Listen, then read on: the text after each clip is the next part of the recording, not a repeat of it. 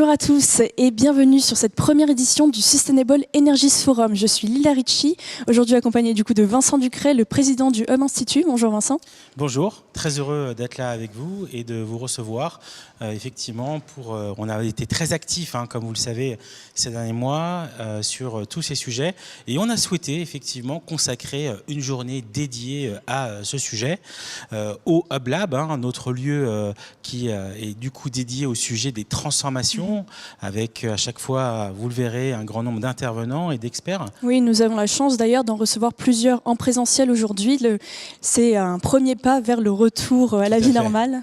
Qui sera accompli complètement le 14 septembre pour notre événement de rentrée. Donc vous êtes ici au Hub Lab avec notre équipe, une équipe engagée qui a travaillé dur pour vous présenter un programme très riche qui, je l'espère, vont vous permettre d'aller encore plus loin dans la compréhension des enjeux autour des énergies et attaquer la rentrée comme il se doit. Alors, on est un think tank qui existe depuis presque une dizaine d'années. Nous sommes vraiment dédiés au sujet des transformations, qu'elles soient digitales, qui a été un focus pendant un grand nombre d'années pour nous. Puis, on a travaillé sur tout ce qui est RH et management. Et puis, depuis maintenant 3 ans, notre équipe est dédiée aux enjeux durables, que ce soit en association avec les entreprises, que ce soit en association avec les territoires ou aussi avec le secteur industriel. Alors, aujourd'hui, le Hub Institute organise une centaine d'événements par an, l'occasion à la fois de pousser les experts et aussi de pousser nos contenus de recherche. Dans ce contexte, on produit à peu près 600 articles par an. On a maintenant plusieurs millions de vidéos et de vues sur notre chaîne YouTube. On vous remercie d'ailleurs pour votre fidélité. Et puis, on a autour de nous un club aujourd'hui de 120 grands groupes qui nous soutiennent et qui nous accompagnent. Alors, on a développé une matrice de la transition durable. Oui, Vincent, on l'avait présenté du coup le 6 mai dernier au Sustainable Leaders Forum en compagnie de l'OCDE et du Collège des directeurs du développement durable. Donc voilà, c'est une matrice que vous pouvez retrouver sur notre site et qui parle du coup de la transition durable des entreprises. Et du coup, les résultats de l'enquête seront présentés lors d'une conférence de presse d'ailleurs lundi 12 juillet à 18h30 en présence d'Olivier Grégoire à qui on remettra du coup les résultats de l'enquête. Le Sustainable Maturity Survey réalisé avec le C3D, l'OCDE et le ministère de l'économie. Alors effectivement, on remercie nos partenaires fidèles, à la fois territoire, au niveau des ministères et des villes internationales qui nous suivent. On souligne aussi la présence aujourd'hui d'un certain nombre de métropoles, je pense à Brest, à Rouen, qui sont là, Amiens, qui est là aussi, voilà, qui interviendront pendant la journée. Et puis évidemment, côté grand groupe, côté entreprise, donc des gens qui ont aussi un maillage, une présence territoriale importante et qui sont des acteurs de l'économie locale. Alors, le Hub Institute, c'est aussi l'occasion pour ceux qui le souhaitent d'aller un peu plus loin. Dans ce contexte, en fait, on organise des journées avec des pitchs de start-up issus des entreprises sociales et solidaires, des learning expéditions qu'on va reprendre en physique à la rentrée. On a un parcours aujourd'hui avec tout ce qui peut être boutique et commerce durable sur la ville de Paris. On organise la même chose à New York et on organise la même chose à Londres. Voilà, on a aussi des sessions dédiées aux dirigeants pour leur partager les bonnes pratiques et enfin des sessions pour les équipes. Alors, le Hub, c'est aussi un agenda annuel très riche. Oui, donc voilà, donc la première édition, nous sommes très heureux de l'inaugurer de l'Energies Forum et on enchaînera du coup, comme on l'a déjà dit plusieurs fois, avec notre événement de la rentrée en physique, le City Summit à l'hôtel Potoki, Vincent. Ouais. Et là, on aura l'occasion de recevoir plus de 2000 décideurs autour des 10 enjeux de la ville durable. Un certain nombre de présidents de métropole seront présents et sont confirmés. Un programme très riche, donc n'hésitez pas à vous inscrire, à demander une accréditation pour assister à cet événement de rentrée qui sera notre 3e édition. Voilà. Voilà, après rapidement sur l'édition de décembre, on sera déjà sur la 2e édition du Sustainable Paris Forum autour des ODD. Voilà, avec cette volonté aussi de débriefer la COP 26 qui aura lieu à Glasgow. Et puis, l'année prochaine, on démarrera très tôt, le 1er février, ce sera déjà la 2e édition du Sustainable Mobility Forum qui a été un gros succès. Nous avions 1700 participants sur cette première édition. Et puis, après les présidentielles, du coup, on réengagera avec le Sustainable Leaders Forum pour promouvoir, pousser et mettre en valeur tous ces dirigeants de la RSE issus des grands groupes. Voilà, donc vous retrouvez un peu les différents agendas qu'on passe qu'on passe rapidement. Voilà. L'idée, c'est vraiment à chaque fois d'aller chercher les meilleures thématiques, d'être sur les sujets du moment. Je pense par exemple, juste pour revenir en arrière, un focus sur l'événement de décembre. L'idée, c'est clairement passer de la raison d'être au niveau d'entreprise à la raison d'agir. Et on pense que le temps est venu à l'implémentation. C'est exactement ce que disait d'ailleurs Fabrice Bonifay quand on a analysé ensemble en mai dernier les résultats du Maturity Survey. Exactement. Donc aujourd'hui, c'est rentrer dans la complexité de l'implémentation, que ce soit au niveau des territoires. Et on aura beaucoup de témoignages ce matin autour de ces sujets d'implémentation des stratégies, ou que ce soit au niveau d'entreprise. Et là, ça sera effectivement en fin d'année que nous aurons l'occasion de voir ça ensemble. Les 20 challenges de la mobilité que vous connaissez déjà maintenant.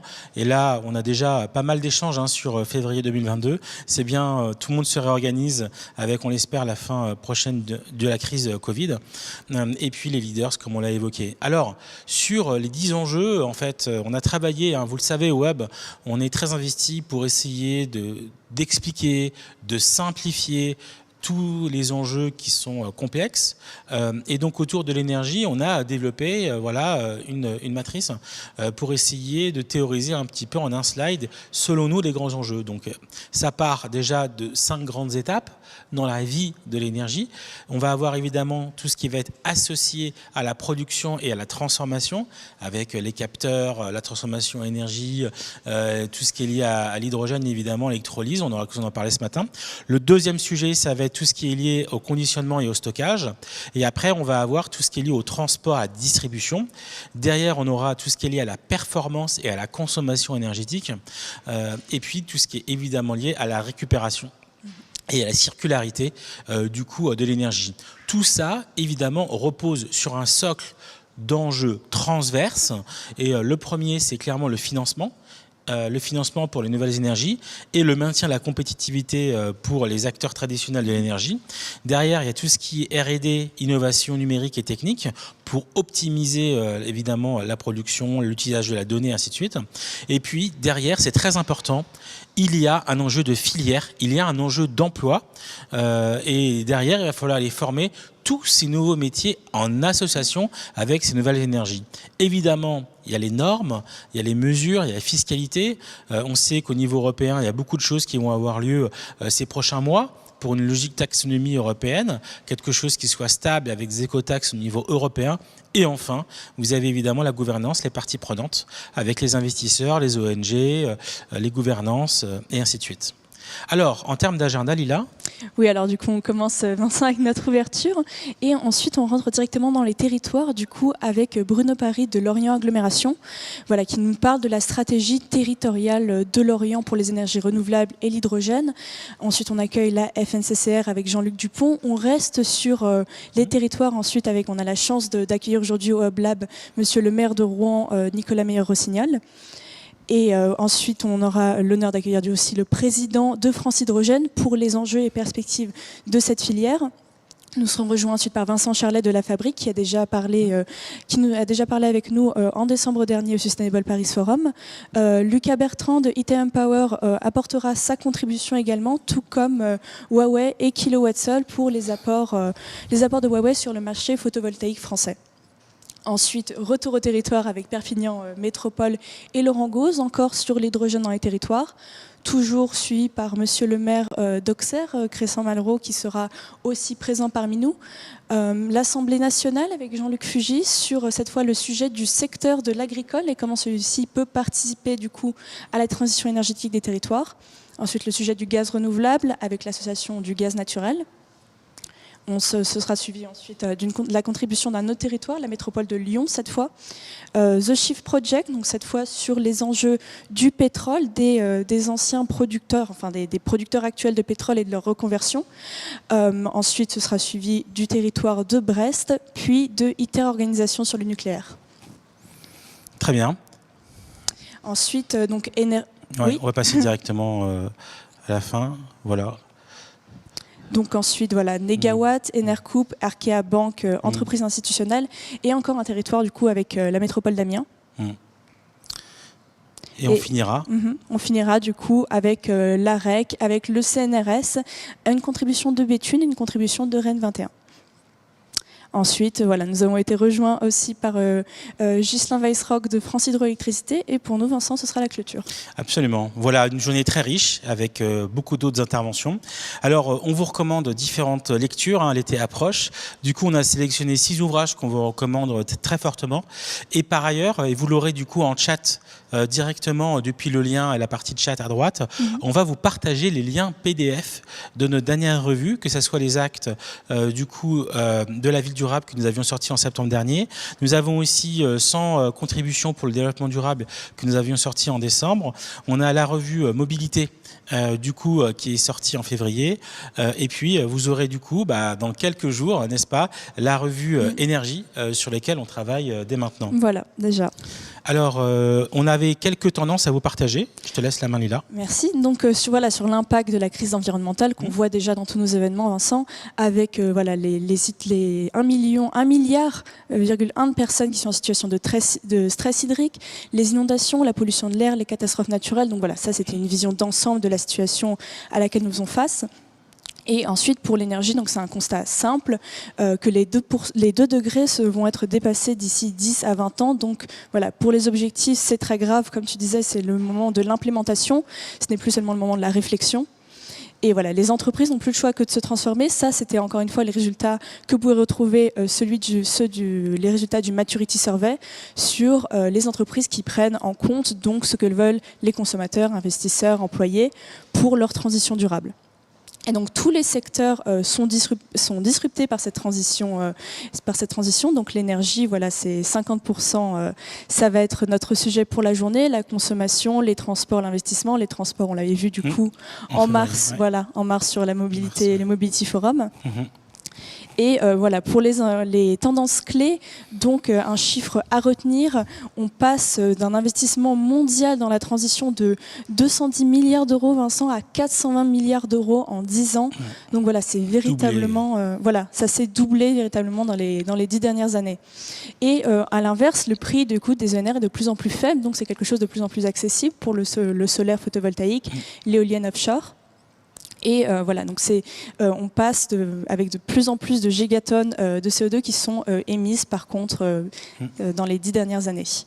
Donc pour ces gaz à effet de serre qui sont émis, c'est principalement par le secteur de l'énergie, d'où le besoin crucial pour un renouveau et d'où le besoin de cette conférence pour fédérer les acteurs qui sont en charge de cette transition. Donc voilà, ça c'est pour les émissions européennes de gaz à effet de serre et leur répartition entre transport, bâtiment, agriculture, industrie. C'est vrai que c'est intéressant, on le voit par pays, en fonction des usages, évidemment des énergies, c'est pas exactement la même chose. On le connaît, il y a un microclimat en France avec notre puissance autour des sujets du nucléaire, donc c'est pas le même mix énergétique en fonction des différents pays comme vous pouvez l'imaginer. Voilà, donc ici vous avez le rapport effectivement de gaz à émissions par rapport au nombre d'habitants en 2018. Donc la France est clairement un bon élève, comme vous pouvez le voir, grâce effectivement entre autres au nucléaire. Donc beaucoup de chiffres aussi, il y a une logique régionale, puisque chaque région a ses spécificités. Et donc en gros ici, on va vous présenter en quelques minutes, très rapidement, quelques éléments. Donc d'abord autour de la première tendance qui était liée à la production et à la transformation. Donc le mix énergétique, on l'a évoqué. Donc peu de CO2 émis par la production d'électricité grâce au nucléaire, c'est vraiment spécifique à la France. On va avoir aussi différentes startups que nous on suit de près sur les nouvelles énergies. Vas-y. Dont Winbox, WinMyRoo, du coup qu'on avait vu Vincent à Vivatech il y a quelques semaines. C'est vrai. Donc voilà, pour l'énergie renouvelable adaptable au bâtiment, voilà, avec les panneaux solaires qui s'adaptent à toute taille de bâtiment. Donc voilà, une entreprise véritablement intéressante sur ce sujet. Voilà. Et du coup, Climeworks, des usines qui captent l'air et le filtre proposés aux particuliers, aux entreprises. C'est très intéressant. Plusieurs des insights qu'on va présenter se rendent aussi accessibles aux particuliers. Alors, deuxième tendance, tout ce qui est lié à la conditionnement et au stockage. Voilà, donc les énergies renouvelables qui ont un rendement fluctuant et la difficulté de stocker la production en fonction des pics. Une production. Voilà, donc PowerUp qui optimise la durée de vie des batteries lithium-on. Donc ça, c'est Kumpan Electric. C'était une start-up qu'on avait présentée en mars dernier au Mobility Forum qui utilise ces batteries au lithium. Donc là, c'est véritablement un besoin qui est répondu ici. Voilà, des concepteurs de générateurs électriques qui développent, qui sont silencieux, sans CO2 et alimentés à l'hydrogène. Et voilà, Sylfen qui autonomise les bâtiments en énergie. Donc ça, c'est l'autoconsommation, donc un système de stockage. Voilà. Donc où l'énergie transformée en hydrogène peut être transformée en électricité et vice-versa. Alors la troisième tendance, c'est tout ce qui est lié au transport et à la distribution. Donc il y a tout ce qui est effectivement réseau électrique, avec un gros travail qui est fait pour une optimisation de l'impact carbone sur le transport de l'énergie. Il y a un grand nombre de défis, hein, évidemment. Et le problème de l'intermittence des ENR, on en a parlé il y a quelques minutes. Donc c'est un des sujets sur lesquels il faut évidemment travailler.